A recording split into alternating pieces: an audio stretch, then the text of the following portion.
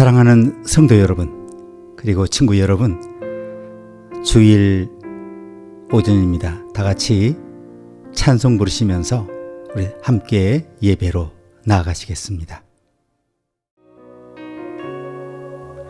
우리들을 위하여 십자가에 못 박혀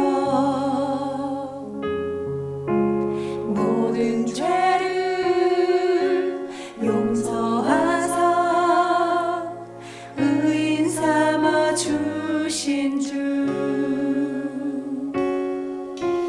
어떤 일이 있어도 나를 버리지 않고 죽기까지 사랑하신 나의 귀한 예수님, 내 마음의 한 자리 가장 귀한 그 자리 주오셔서 앉으소서. 주님만 나의 법에 내 마음의 한 자리 가장 귀한 그 자리 주오셔서 다스리소서. 주님만 나의 영광. 하나님, 오늘도 어김없이 저희 가운데 임재하여 주시고 그리스도 안에서 우리가 서로 엮어지고 관계되어 하나님 나라 네트워크의 중심에 서게 하셔서 이 땅의 모든 질서, 재창조의 거룩한 사역에 성령의 부르심을 따라 동참하게 하시고 하늘의 유업을 우리가 상속받는 하나님의 자녀, 상속인으로 세우셔서 우리 삶에 영생이 침투해 왔음을 우리가 말씀 가운데 느끼며 우리가 그 풍족한 영적 은혜 가운데 새날 다가오는 새 주간을 바라보게 하심 감사합니다.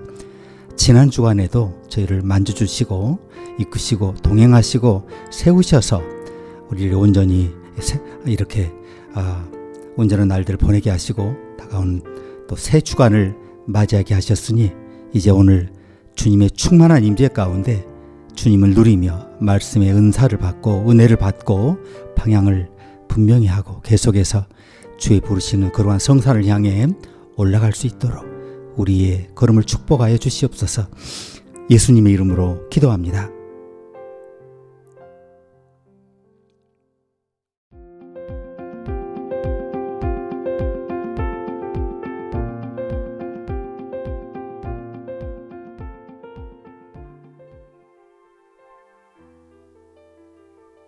여호와 우리 주여, 주의 이름이 온 땅에 어찌 그리 아름다운지요. 주의 영광을 하늘 위에 두셨나이다. 주의 대적을 인하여 어린아이와 젖먹이의 입으로 말미암아 권능을 세우시며 이는 원수와 보수자로 잠잠케 하려 하심이니이다. 주의 손가락으로 만드신 주의 하늘과 주의 베풀어 두신 달과 별들을 내가 보오니 사람이 무엇이건대 주께서 저를 생각하시며 인자가 무엇이건대 주께서 저를 권고하시나이까. 저를 천사보다 조금 못하게 하시고 영화와 존귀로 관을 씌우셨나이다. 주의 손으로 만드신 것을 다스리게 하시고 만물을 그 발 아래 두셨으니 곧 모든 우양과 들짐승이며 공중의 새와 바다의 어족과 해로에 다니는 것이니이다. 여호와 우리 주여, 주의 이름이 온 땅에 어찌 그리 아름다운지요.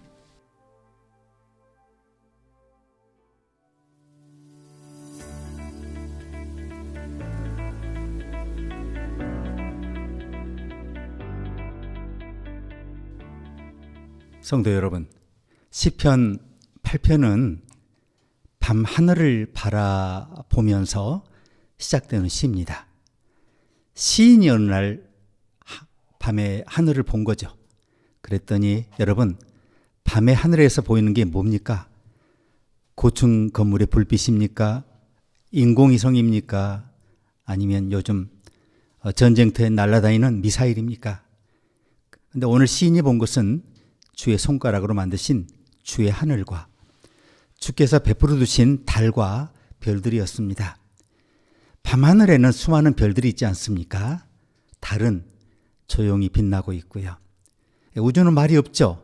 그렇지만 그 침묵은 무언가 인간보다 훨씬 더 많은 것을 우리에게 말하고 있는 것이었습니다. 하늘을 오래 바라보면 우리가 두 가지를 느끼죠. 하나는 하나님의 크심을 느끼게 됩니다. 또 하나는 뭡니까? 반대로 인간의 작음을 느끼게 됩니다. 우리가 아무리 큰 일을 이루었다고 해도 하늘 앞에 서면 작아집니다. 우리가 아무리 많은 것을 소유했다고 해도 별들 아래에 서면 아무것도 아닌 것처럼 느껴지죠. 그런데 시인은 이 인간이 작다라는 사실에서 멈추지 않았습니다. 그는 더 놀라운 질문을 던집니다. 사람이 무엇이간데 주께서 저를 생각하시며 인자가 무엇이간데 주께서 저를 권고하시나이까.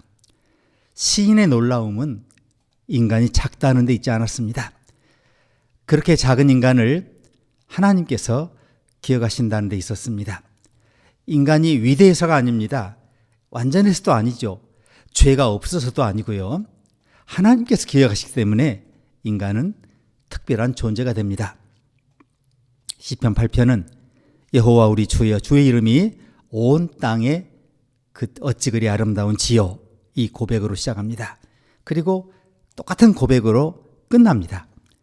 그래서 인간은 이 두 고백 사이에 놓여 있다는 걸 보여줍니다. 이것이 중요합니다. 인간은 자기 안에서 결코 설명되지 않습니다. 인간의 존엄은 인간의 능력에서 시작되지 않습니다. 인간은 하나님의 이름 안에서, 하나님의 기억 안에서, 하나님의 사랑하심 안에서 비로소 자기 자리를 찾게 됩니다.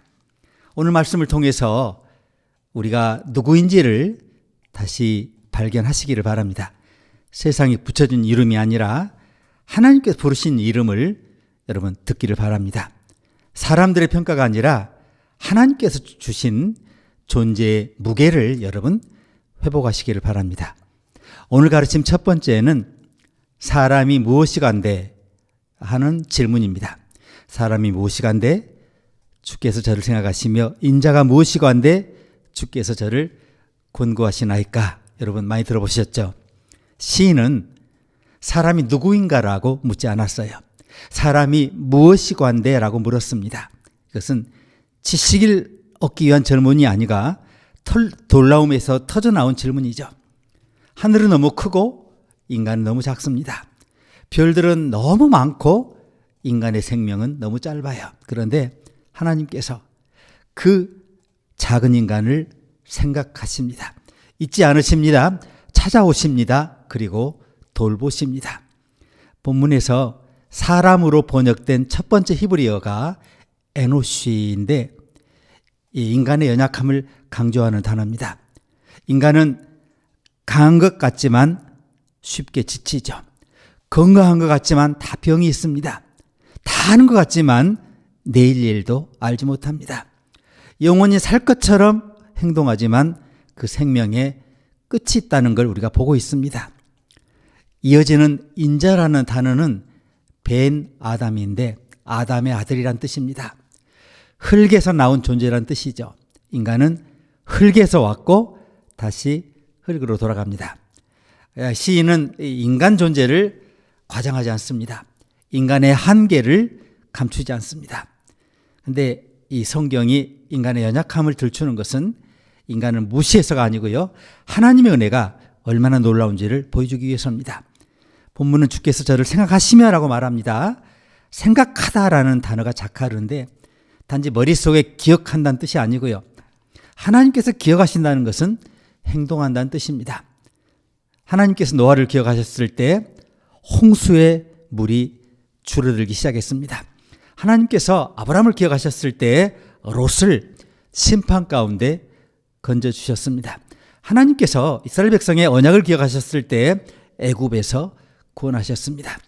하나님의 기억은 지나간 일을 떠올리는 기억이 아닙니다. 사람을 살려내시는 기억입니다.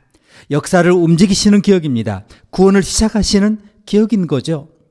또한 여기 권고하시나이까라는 단어는 파카드인데 찾아오다, 살피다, 돌보다, 개입하다 이런 뜻이죠. 하나님께서는 멀리서 인간을 관찰하시는 분이 아니라 인간의 아픔 속으로 들어오십니다. 인간의 눈물을 보십니다. 인간의 신음을 들으십니다. 인간이 혼자라고 느끼는 그 적막한 자리까지 찾아오십니다. 사랑하는 여러분, 인간의 가장 깊은 두려움은 실패가 아닙니다. 잊혀지는 겁니다.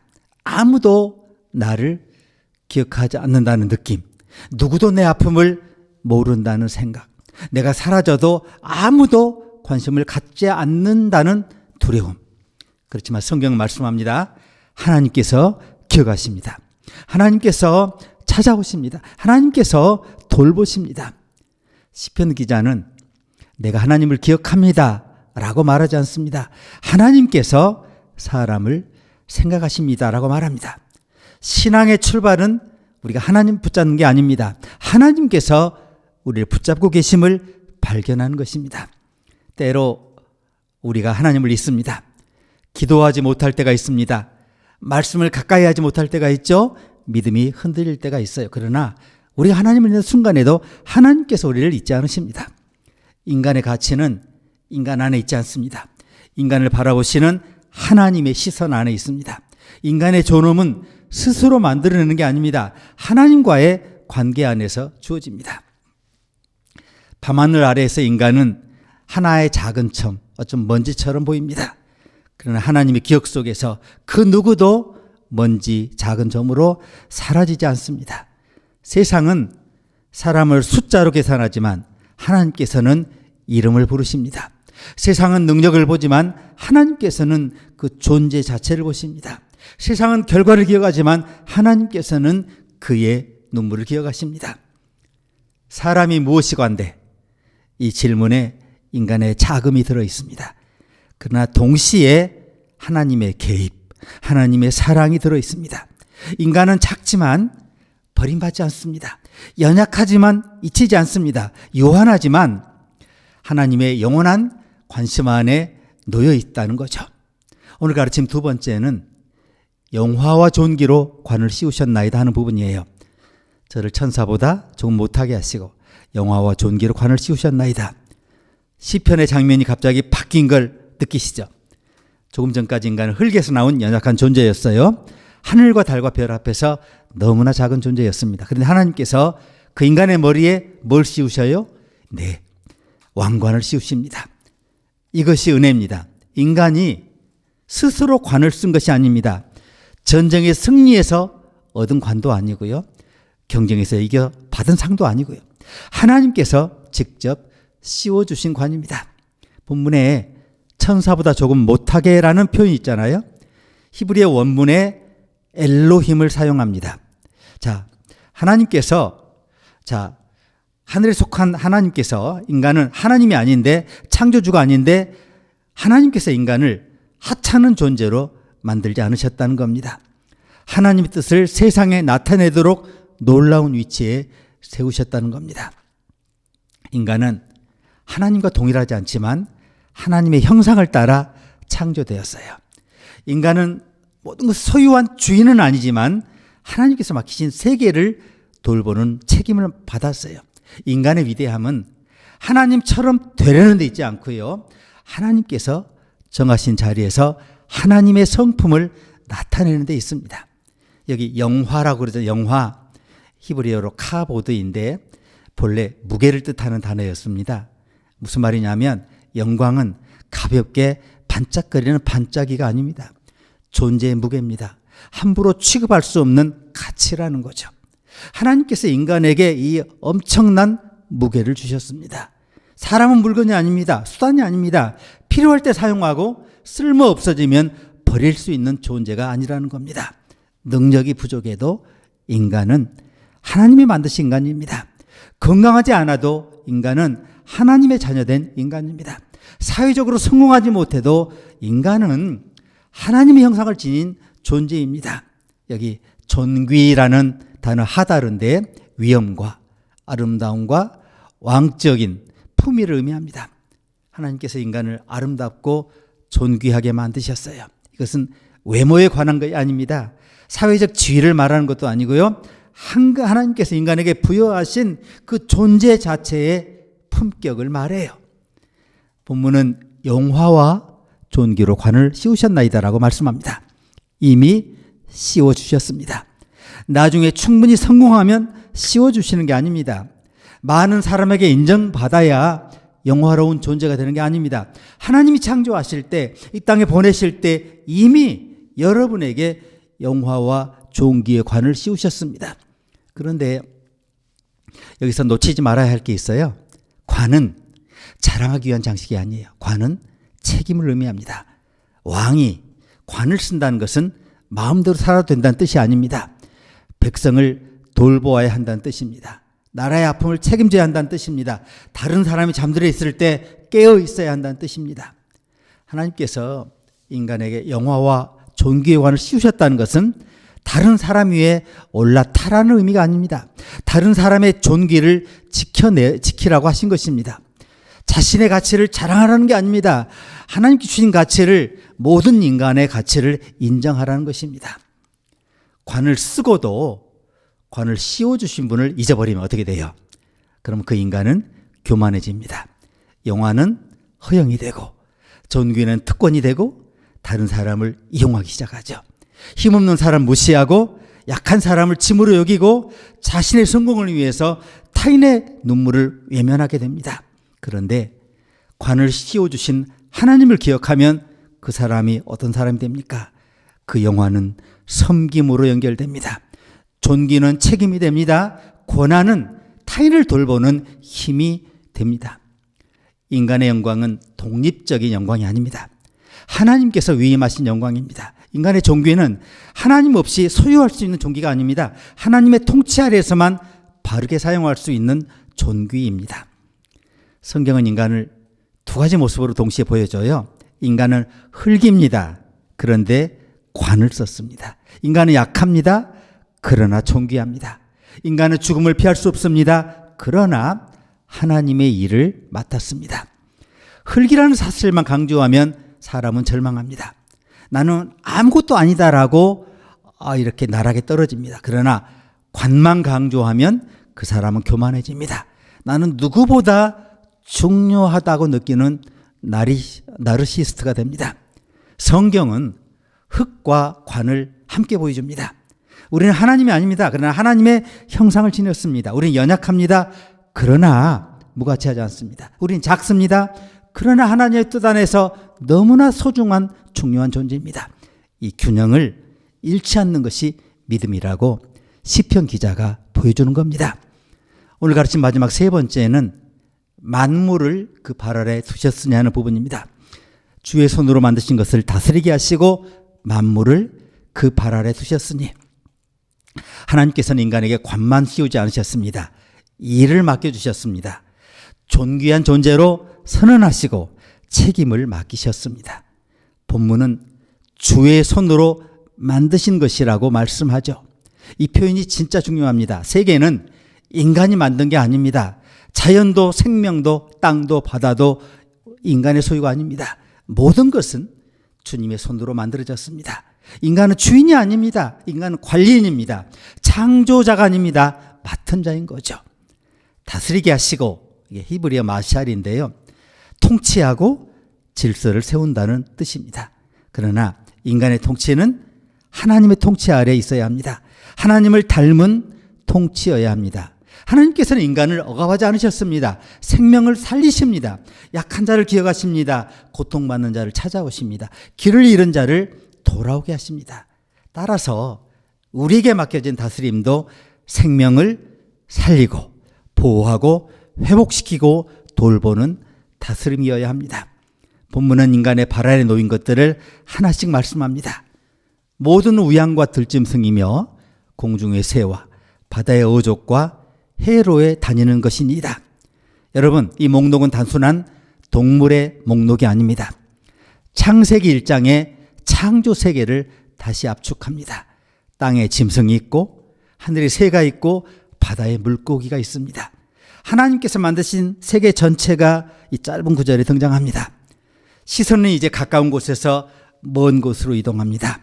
양과 소처럼 인간 가까이 있는 생명에서 시작해서 들짐승을 지나 하늘의 새로 올라갑니다. 그리고 눈에 결코 보이지 않을 깊은 바다와 해로로 나아갑니다. 인간의 책임은 자신에게 익숙한 영역에만 머물지 않습니다. 인간이 직접 가보지 못한 곳까지 이어집니다. 손이 닿지 않는 곳, 관심을 갖지 않는 곳, 쉽게 잊어버리는 곳까지 책임의 범위에 들어간다는 것입니다. 이 만물을 그 발 아래 두셨다. 여러분, 짓밟으라는 뜻이겠습니까? 반대입니다. 보호하라는 뜻입니다. 발 아래 있는 생명이 사라지지 않도록 지키라는 뜻입니다. 하나님께서 맡기신 질서를 보존하라는 뜻입니다. 그런데 인간이 이 사명을 잃어버려요. 다스림을 소유로 바꾸고 관리를 착취로 바꾸고 책임을 특권으로 바꾸지 않습니까? 하나님께서 맡기신 것을 자신의 것이라고 하지 않습니까?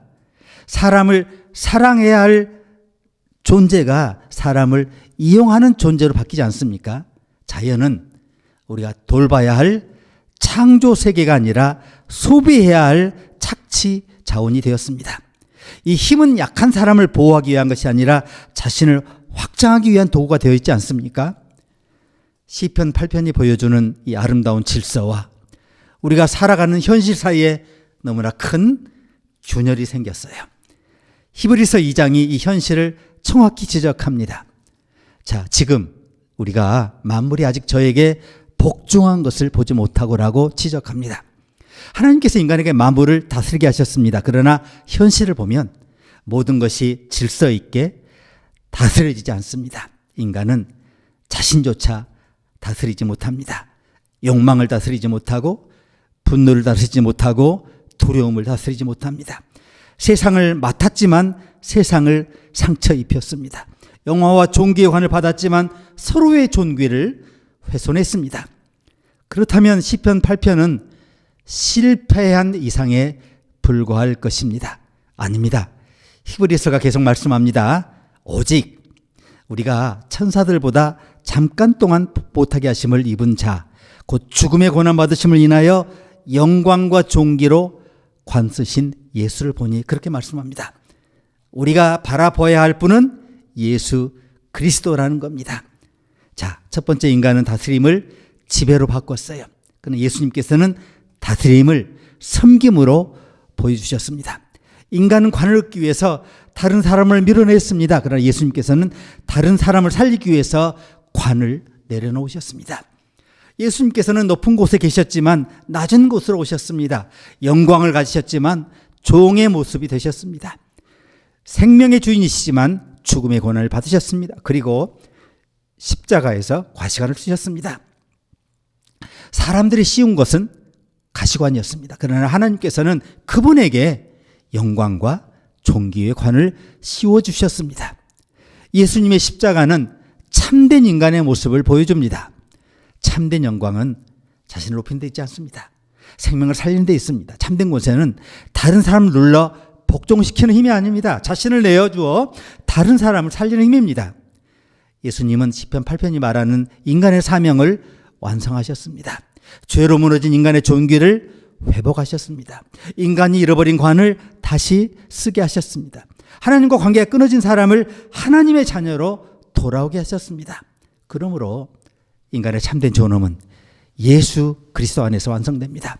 십자가 없이 인간의 존귀를 말하면 교만이 됩니다. 그러나 십자가 안에서 인간의 존귀를 보면 은혜가 됩니다. 이제 오늘 결론입니다. 사랑하는 여러분, 시편은 처음 고백으로 돌아갑니다. 여호와 우리 주여, 주의 이름이 온 땅에 어찌 그리 아름다운지요. 시인은 인간이 얼마나 존귀한지를 말했습니다. 인간에게 영화와 종기의 관이 씌워졌다고 말했습니다. 만물을 다스리는 책임이 주어졌다고 말했습니다. 그러나 마지막에 인간을 찬양하지 않습니다. 하나님의 이름을 찬양합니다. 이것이 성경이 말하는 인간 존엄의 핵심입니다. 인간이 존귀한 이유는 우리가 위대해서가 때문이 아닙니다. 하나님께서 인간을 존귀하게 만드셨기 때문에. 자, 인간에게 무게가 있는 이유는 스스로 무게를 만들었기 때문이 아니라 하나님께서 영화와 존귀의 관을 씌우셨기 때문에. 그러므로 사랑하는 여러분, 첫째, 자기 자신을 증명하려는 삶에서 내려와야 합니다. 자, 우리는 끊임없이 자신을 증명하려고 하죠. 사람들에게 인정받아야 안심이 되고 칭찬받아야 가치가 있다고 느끼고 무엇인가를 이루어야 할 존재가 있다라고 매일 생각하고 더 많이 일하고 더 높이 올라가고 더 좋은 모습을 보이려고 애쓰죠. 그러나 여러분 어때요? 사람들의 인정은 오래가지 않습니다. 오늘 칭찬하는 사람 내일은 잊어버리고 오늘의 성공이 내일의 기준 앞에서 다시 작아져요. 시편은 말씀합니다. 하나님께서 여러분을 기억하십니다. 사람들이 잊어도 하나님께서 잊지 않으십니다. 오늘 가르침 적용 두 번째는 하나님께서 맡기신 것을 소유가 아니라 위탁으로 보아야 한다는 겁니다. 가족은 소유물이 아닙니다. 자녀도 부모의 계획을 이루기 위한 소유물이 아닙니다. 재능도 자신의 영광을 위한 게 아닙니다. 시간과 물질과 건강과 기회도 여러분 영원히 붙들 수 있는 게 아닙니다. 하나님께서 맡기신 겁니다. 내일이면 훅 날아갈 겁니다.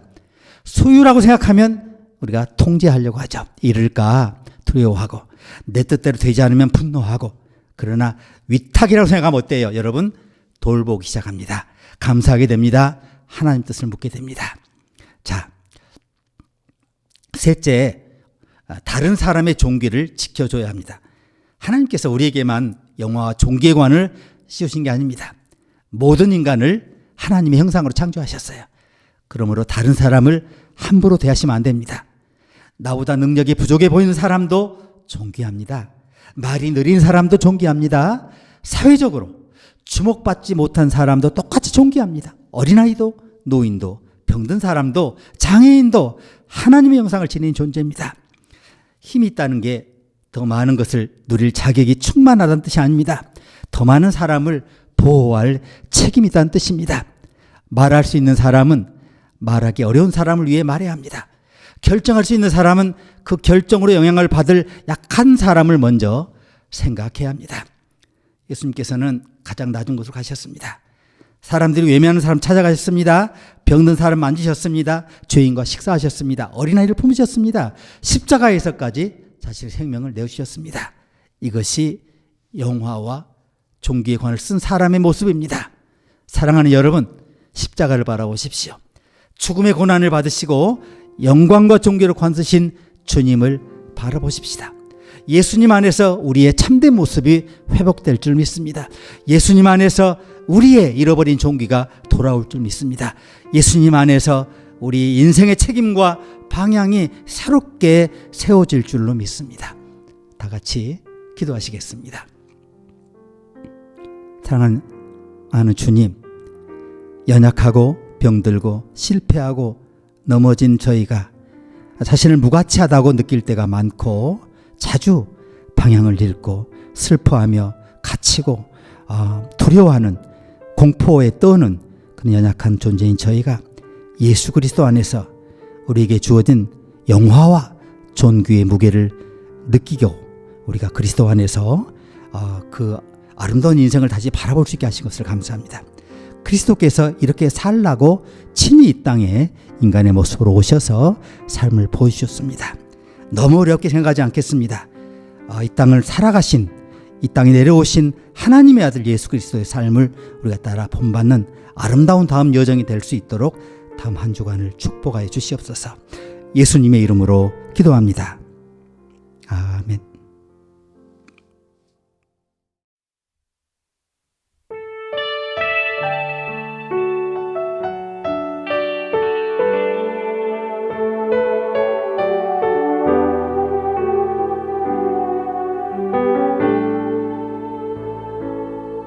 내가 가장 후회하지 않으니 예수를 따른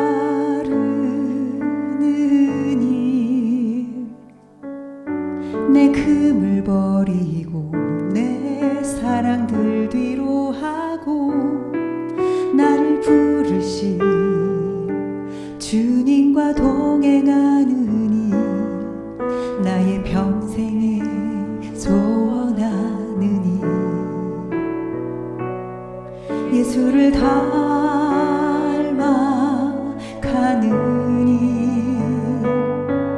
굳은 마음 제하시고 사랑을 가르치신 나의 예수님을 사랑하느니 날 부르심에 감사 날 놓지 않으심 감사 하늘 보자 버리고 날 사랑하심에 감사 나의 모든 삶을 나의 모든 인생을 예수님과 함께 걷겠습니다.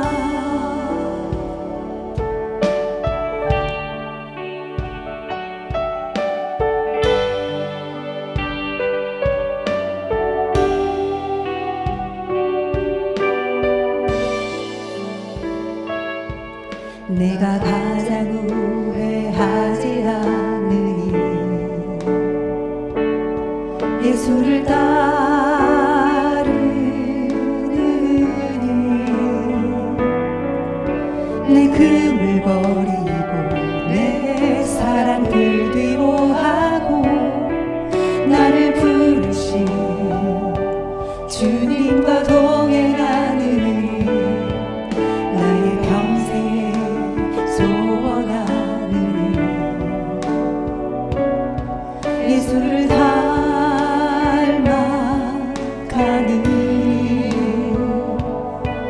굳은 마음 제하시고 사랑을 가르치신 나의 예수님을 사랑하느니 날 부르심에 감사 날 놓지 않으신 감사 하늘 보자 버리고 날 사랑하심에 감사 나의 모든 삶을 남은 모든 인생을 예수님과 함께 걷겠습니다. 날 부르심에 감사 날 놓지 않으신 감사 하늘 보자 버리고 날 사랑하심에 감사 나의 모든 삶을 남은 모든 인생을 예수님과 함께 걷겠습니다. 내가 나를 사랑하느냐 내가 나를 사랑하느냐 내가 나를 사랑하느냐 주님 내게 물어보시네 내가 주를 사랑합니다. 내가 주를 사랑합니다. 내가 주를 사랑합니다. 내가 주를 사랑합니다. 내가 주를 사랑합니다. 내가 주를 사랑합니다. 내가 주를 사랑합니다. 내 사랑을 주가 진리라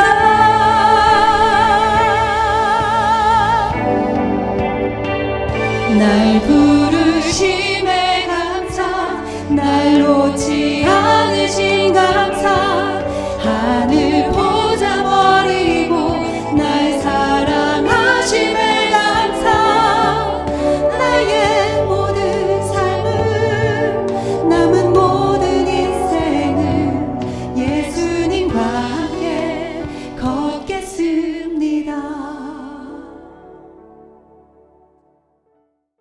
지금은 우리 구세주 예수 그리스도의 크신 은혜와 하나님 우리 아버지의 이 놀라우신 사랑과 성령님의 내재 교통 충만하심이 하늘과 땅, 하나님과 자신을 함께 바라보며 우리의 앞에 우리가 품고 있는 많은 것들, 그것에 그 무게에 눌려 앞으로 기울어지기보다 우리 등에 지워주신 이 책임과 그 십자가로 인해서 우리가 균형을 가질 수 있도록 우리에게 큰 은혜를 부어주시는 주님을 바라보면서 다가오는 한 주간, 하나님이 인도하신 이 길이 어떤 여정이 열릴지라도, 어떤 과제가 주어질지라도, 어떤 책임과 어떤 부르심 안에서도 순종하면서 그 뜻 안에서 영화와 존귀의 무게를 누리며 그 뜻대로 살아들이려 다짐하는 주의 자녀, 주의 종들이 위해